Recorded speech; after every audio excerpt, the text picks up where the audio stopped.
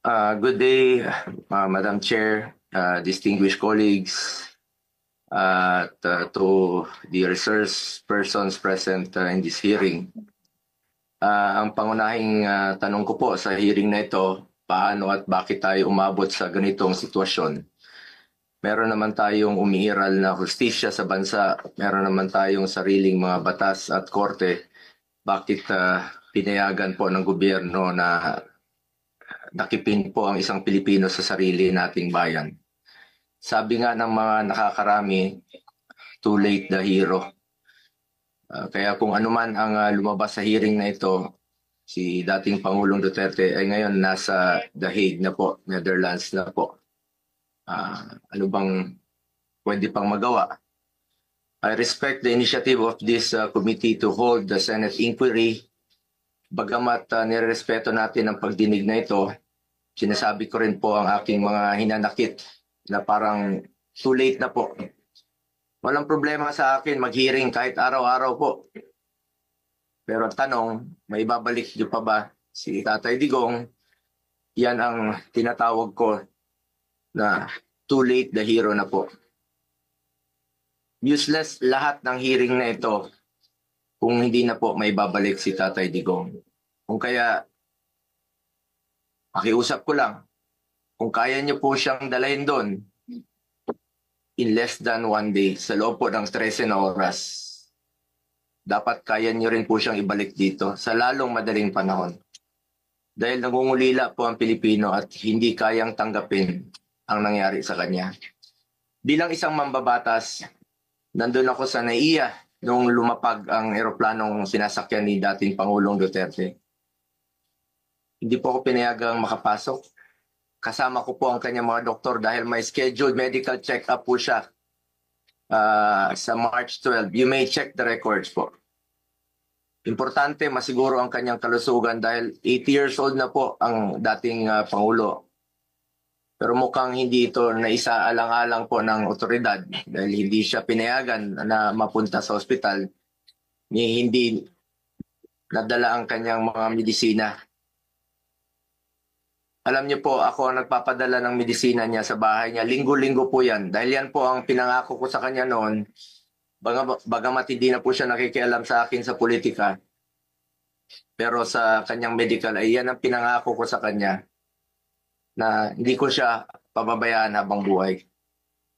27 po ang kanyang gamot. Sana po maibigay rin ang kinakailangang gamot at medical attention sa kanya habang nasa ibang bansa. Dahil karapatan naman po ito ng bawat tao. Constitutional right po natin yan. Sanay po siya na merong nurse, sanay po siya na may doktor na nag-aasikaso sa kanya.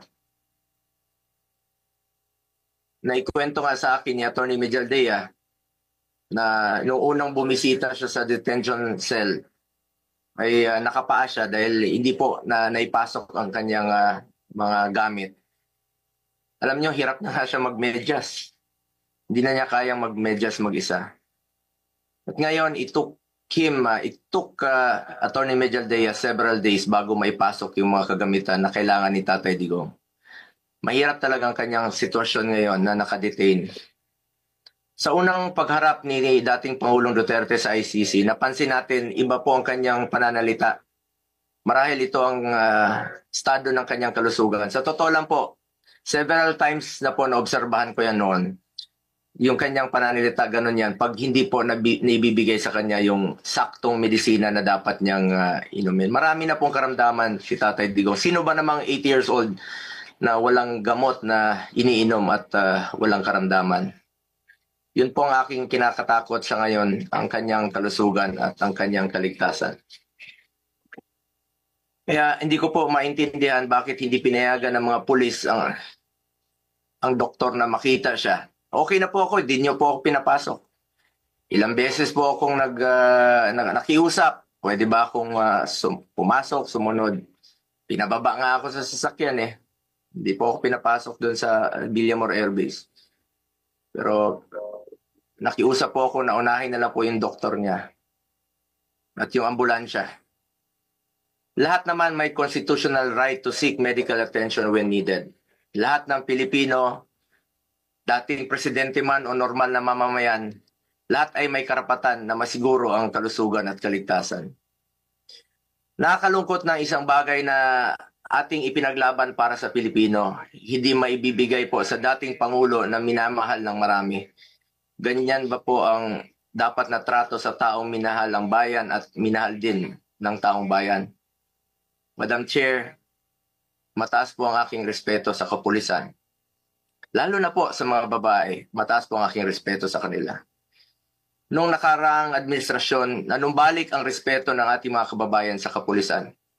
Taas noo po ang ating kapulisan, ang ating mga sundalo. As its highest ang respeto sa PNP. Inuna namin ang pagtaas ng sahod ng uniform personnel dahil alam namin kung ano ang sakripisyo ninyo para sa bayan. Ako mismo bilang SAP noon, ako po nangulit noon na may sakatuparan po ito dahil minahal namin ang kapulisan. Ngunit nakakalungkot, Madam Chair, na noong nandun ako sa NAIA, nakikita niyo naman po sa video, nagtanong lang po ako sa PNP spokesperson kung saan kami dapat pumunta. Dahil sabi ni Chief PNP Marbil sa 250 po. Nilapitan ko po ang inyong spokesperson at hindi po ako sinagot, tinakbuhan po ako. Sana naman bilang spokesperson, konting sagot lang naman po. Konting respeto, sumusunod naman po kami sa batas. Hindi naman siguro dapat ipagkait sa atin ang respeto at higit sa lahat ang katotohanan. Sa totoo lamang po, ilang beses na po nagsinungaling si now Brigadier General Jean Pardo. Sana po, ma'am, bilang spokesperson, totoo lang po ang sabihin mo, alang-alang sa bayan. Your duty is to be loyal to our flag and to our country. Minahal namin kayo ni dating Pangulong Duterte. Sana, konting respeto lamang po. Kung nagawa niyo yan sa akin, magsinungaling, mas nagagawa niyo po yan sa ibang tao. Respeto lamang sana. Gaya ng pagrespeto at pagmamahal namin sa uniform personnel. Pangalawang beses na po ito na hindi ka sumagot ng totoo. Sa interview mo, sinabi mo nagpupunas lang ng pawis ang ilang pulis na nakuna ng video na umiiyak habang inaaresto si Pangulong Duterte. Mapigilan mo bang umiyak? Nasasaktan po yan. Doon lamang po tayo sa katotohanan at piliin nyo lang laging magsabi ng totoo alang-alang sa bayan. We must always entrust our loyalty to the Filipinos, to our flag, and to our country. Di naman po parating sinasabi ni dating Pangulong Duterte sa inyo. Just be loyal to our country and to our flag. Last, gusto nating malaman kung may nalabag ba na proseso ang pamahalaan, nabigyan ba po ng due process ang Pangulo dahil kung seryoso tayo sa pagbibigay ng hustisya, unang konsiderasyon dapat ang karapatang pantao at ang pagsunod sa due process. Sa totoo lamang po, hindi na po tatakbo si Tatay Digong sa inyo. Di na niya kayang tumakas. At alam niyo po yun. Di na niya kaya kayong takbuhan. Dahil hirap na nga siya maglakad, nagsusungkod na nga lang po siya. Imbis na umunlad, bigla tayong umurong.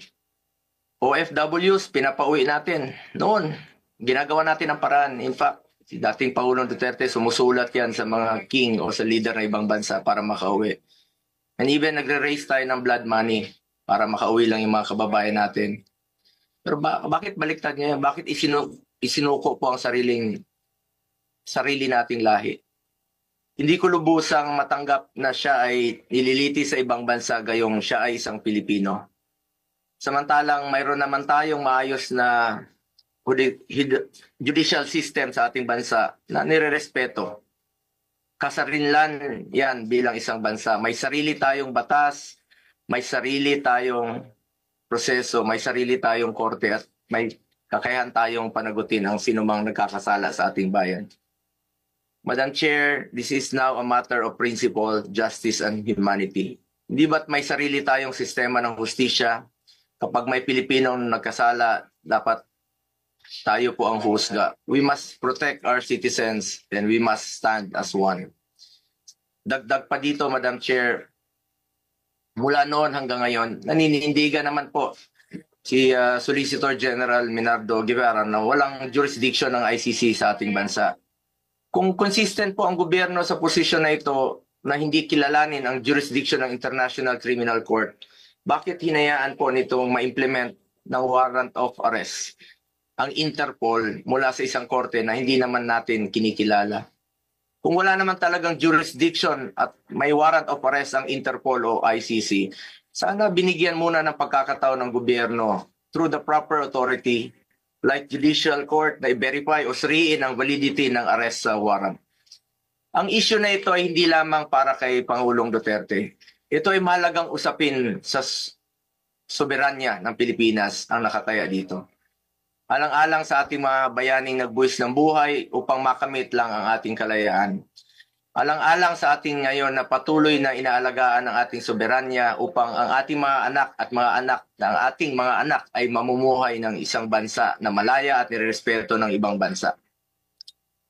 Ang bawat Pilipino, mataas o mababa man ang katayuan sa buhay, dapat may gobyernong masasandalan na hindi siya pababayaan. Former president man o hindi, karapatan yan, lalo na po pagdating sa kanyang kalusugan, kaligtasan at buhay. Sa huli, bagamat andon si Tatay Digong na buong tapang na hinaharap ang kasong isinampa sa kanya, tulad ng kanyang paulit-ulit na ipinangako, napakasakit po sa dibdib na pagkatapos niya isakripisyo ang kanyang sarili para sa kinabukasan ng ating mga anak at ng bawat Pilipino, ni isang Pilipino ay hindi huhusga sa kanya. Imbis na ibigay sa Pilipino ang paghusga sa mga ginawa ni dating Pangulong Duterte na paglaban sa droga at kriminalidad, sadly, hindi po ganun ang nangyari. Sabi ko nga, para sa akin, Pilipino po ang dapat humusga sa totoong sitwasyon sa bansa. Kung mas nakakalakad na po ba ang ating mga anak noong panahon niya, hindi po nasasaktan, hindi nababastos. Kayo po ang humusga. Pilipino po ang dapat humusga. Minahal tayo ni Tatay Digong. Ginawa niya po ang lahat para sa bayan. Tanda na po siya. Ayaw na nga niyang tumakbong presidente. Pero ginawa niya po ito dahil yan po ang kanyang sinumpaang tungkulin para sa mga kababayan natin Pilipino. Pero ngayon, hindi lang si Tatay Digong ang inialay at ipinamigay ng ating sariling kababayan. Mistur lang inialay at ipinamigay din ito ang karapatan ng Pilipino na husgahan ang ating sariling kababayan at magdesisyon kung ano ang mas makakabuti sa ating bayan. As I said, March 11 was indeed the saddest day in our history. Sana po, hindi na po ito maulit. Marami pong nasaktan na Pilipino. Salamat po. Maraming salamat sa aking kasama, Senator Bongo. We assure you that this is no time for heroics. We are determined to get the truth.